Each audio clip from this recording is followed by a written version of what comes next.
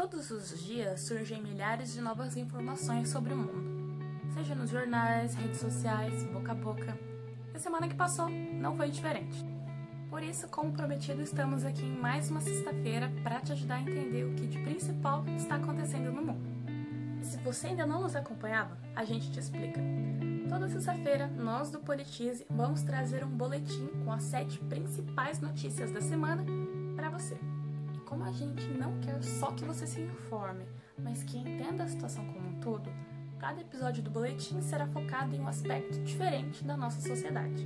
No episódio de hoje a gente quis fazer as coisas um pouquinho diferente. Como toda semana a gente traz notícias sobre o coronavírus e os principais centros do país, hoje a gente quis falar de umas realidades que acabam ficando de lado no meio dessas notícias da pandemia. Antes de dar início ao tema desse episódio, a gente não poderia começar o boletim sem deixar de comentar as últimas notícias da política brasileira. Na última sexta-feira, dia 24, Sérgio Moro anunciou a sua própria demissão. Ele, que era ministro da Justiça e Segurança Pública, afirmou que a decisão foi tomada por conta das últimas mudanças feitas por Bolsonaro no comando da Polícia Federal. O ex-ministro chegou a dizer em pronunciamento que Bolsonaro queria mexer na PF para ter alguém de contato pessoal e ter acesso a informações privilegiadas. A questão é que desde sexta-feira muita coisa aconteceu, começando com o presidente Jair Bolsonaro já rebatendo as acusações do Moro em pronunciamento no mesmo dia. E não para por aí. Na quarta-feira, o ministro do STF, Alexandre Moraes, suspendeu a nomeação de Alexandre Ramagem para a diretoria-geral da Polícia Federal. Ramagem foi escolhido por Bolsonaro para chefiar a PF, substituindo Maurício Valeixo.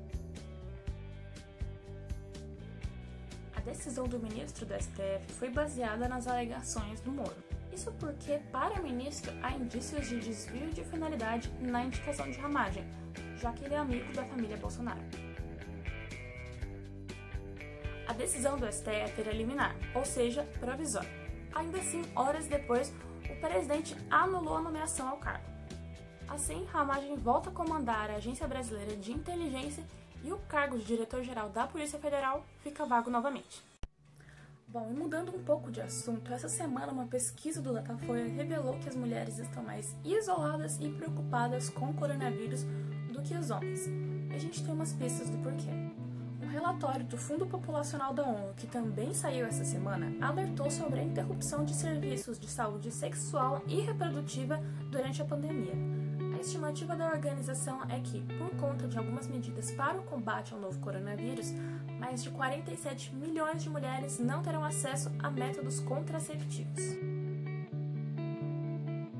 Outra questão que pode ser colocada em pauta é a situação das mulheres no isolamento.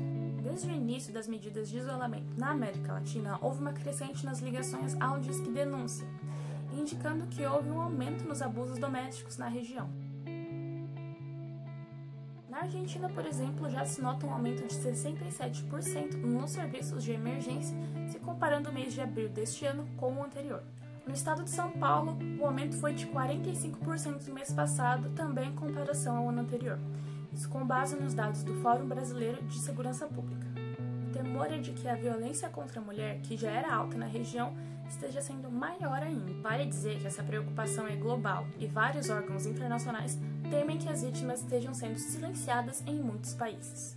Bom, e falando um pouco sobre o meio ambiente, milhares de indígenas representando povos da Amazônia e outras regiões do país denunciaram um aumento do desmatamento ilegal e da atividade de garimpo em terras indígenas durante a pandemia. Além da questão ambiental, outro fator considerado é o risco de contaminação por coronavírus nessas comunidades. Até o momento, a maioria dos casos de Covid-19 identificados nos povos indígenas das Américas se encontra na região amazônica, sendo 3 no Peru e 42 no Brasil. Ainda assim, um estudo feito por geógrafos e antropólogos da Unicamp aponta que até 81 mil indígenas estão em situação de vulnerabilidade crítica ao entrar em contato com o novo coronavírus. A Anvisa aprovou nesta terça-feira a realização de testes rápidos para a Covid-19 em farmácias. Isso significa que a aplicação dos testes deixará de ser feita apenas em ambientes hospitalares e clínicas. Vale lembrar que o Brasil vem sendo criticado por não estar cumprindo com as recomendações da Organização Mundial da Saúde. Segundo a OMS, toda pessoa com suspeita de ter se infectado deve fazer o teste. Ainda assim, é importante dizer que os testes rápidos não contaram para as estatísticas oficiais de contaminação do novo coronavírus. Isso porque eles não têm efeito de diagnóstico. A ideia é que seja uma medida auxiliar para fortalecer as medidas de isolamento e diminuir a quantidade de pessoas em hospitais. Bom, e para terminar nosso boletim, como prometido, vamos falar de uma coisa bem legal que aconteceu essa semana. O respirador pulmonar emergencial criado na UFSC foi aprovado nos testes feitos com humanos. Se aprovado pela Anvisa, o aparelho pode suprir a necessidade de respiradores em hospitais por conta da pandemia do Covid-19. Lembrando que ele pode ser produzido com peças encontradas no nosso país, não necessitando assim de componentes importados. Legal, né? Bom, então é isso, gente. Chegamos ao final de mais um boletim. Todos os links das notícias estão na descrição. Só clicar. A descrição do IGTV é clicável. A gente espera que você tenha gostado. E a gente se vê semana que vem com mais um boletim. Tchau!